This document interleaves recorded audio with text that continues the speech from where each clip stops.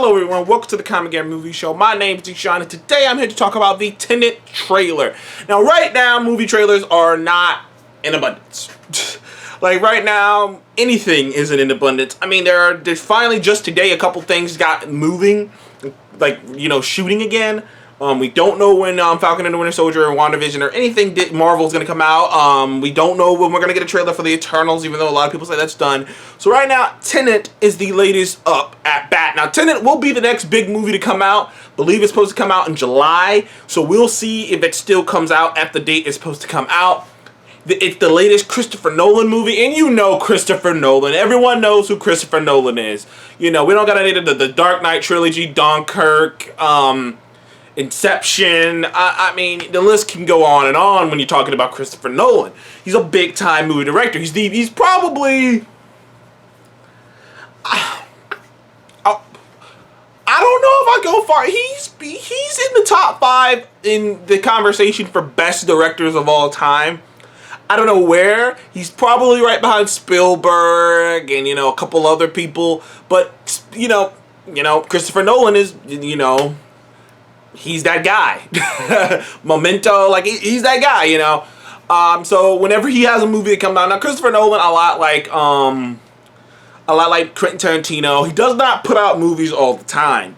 He's a producer on a lot of things. He's been a producer on a lot of things. He was a producer on Man of Steel. Actually, he was supposed to be a producer alongside, you know, with a lot of the superhero stuff on DC. But needless to say, you know, he wasn't. Now, he's had this long contract. I'd probably say a long contract with Warner Brothers. A lot of his movies are for Warner Brothers. Like, a lot of his big movies are for Warner Brothers. In fact, I think mostly all of his big movies are for Warner Brothers. And he did the Dark Knight trilogy to get Dunkirk. But this is his latest movie, Tenet. Now, Tenet seemingly seems to be about, at least in the trailer. Now I will say, trailer 2 didn't give you... only answered the one question that people were curious about, which was the weird thing with the time travel. Like, I didn't know if it's like he's perceiving time moving forward or time actually moving forward and backwards. Turns out that that's what the movie's about. Now, in the first Tenet trailer, it was really about like Jay Washington. I think his name is Jay Washington. He's Denzel Washington's son, is in the lead alongside with ironically oh my gosh, how am I forgetting his name? He just got cast as Batman. He just got Robert Pattinson. Yeah, with Robert Pattinson and a few other actors that you probably would know. But those two seem to be the main leads of the movie, or co-leads of the movie.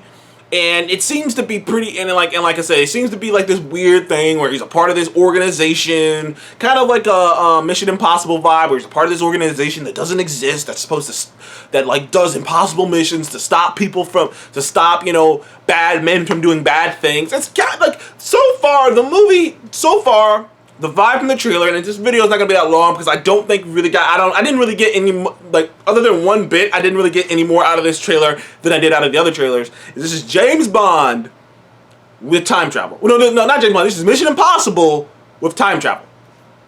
Because apparently, he's not trying to stop someone from getting nuclear codes or something like that. Like, apparently, someone has the access to a technology that allows them to manipulate time. To go forward and go back, to, you know, go forward. I can't tell if it's going forward in time or back in time, to either manipulate time or perceive time in different ways. And that's the technology that's going to get sold, because they're like, we're going to prevent World War III, which we've seen that premise before in many spy movies, preventing World War III from happening. But like, the technology is usually a nuclear warhead or some kind of, you know, or some kind of death machine of some sort, or something along those lines. And the clever ones make it like an actual bit of information that if it gets out, it will spark a World War III. This one, the technology is something about time travel, and it seems to be that's what's going on here. Now, I will be honest with you, Christopher Nolan, I respect Christopher Nolan as an artist, and I think that he is one of the greatest filmmakers of all time. He is definitely worth every penny you give him. He is one of the best.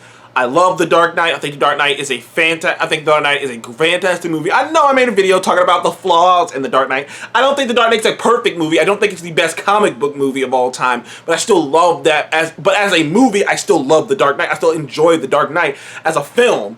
You know, I enjoyed Batman Begins. Batman Begins, I love though. I love Batman Begins. I love Batman Begins is the best Batman movie.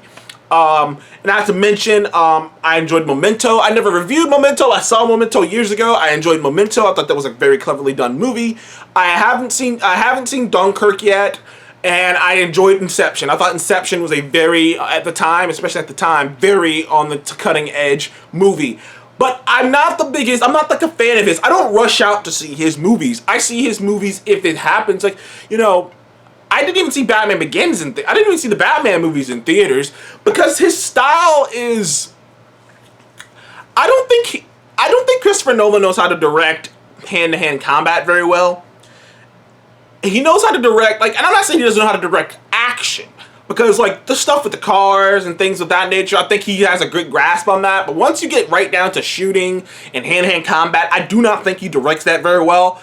I think he's more he's like an artiste actor who thinks big. And what I mean by that is you have those actors who do like these tiny little projects and they're just like really tiny, and it's like about a guy, it's like about 5 dudes in a motel, and like they never actually leave that motel, and like you spend like an hour and 30 minutes and this is the movie, and it's about them finding friendship through a cup. You know, like there's guys like that. And then there's guys like Christopher Nolan, who's kind of where you want, like if I was a filmmaker, admittedly, that's kind of where the peak I would want to get, is because he writes the way his eye is very good. He directs good. He gets good performances out of good actors. His writing is very solid, rock solid, and sometimes even great. The problem is he doesn't catch me like Quentin Tarantino.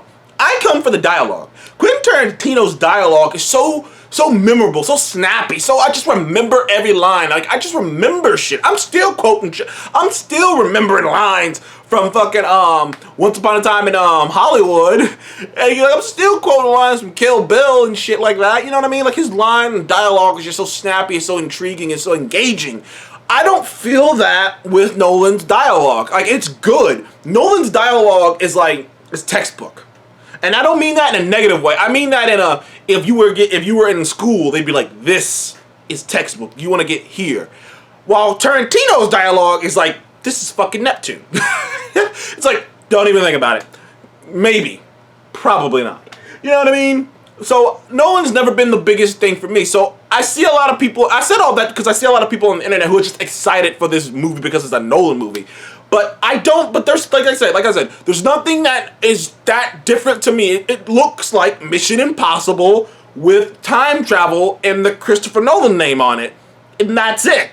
I don't, like I said, I haven't seen anything that like really just wows me that big of much than like seeing a trailer for Mission Impossible. I think the Mission Impossible Fallout trailer was a lot more exciting than this one. So that's my thought on Tenet, the Tenet trailer too. Maybe I'll see it because, you know, I'm desperate to go to the movie, so I'll probably see it. I'll probably go see this one. So I'll go see it. I'm not, you know what? I'm not excited.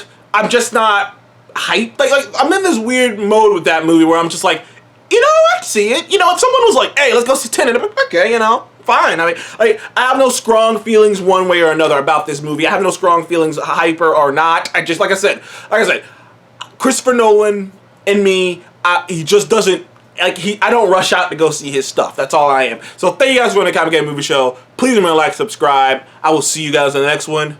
Have a good one, people.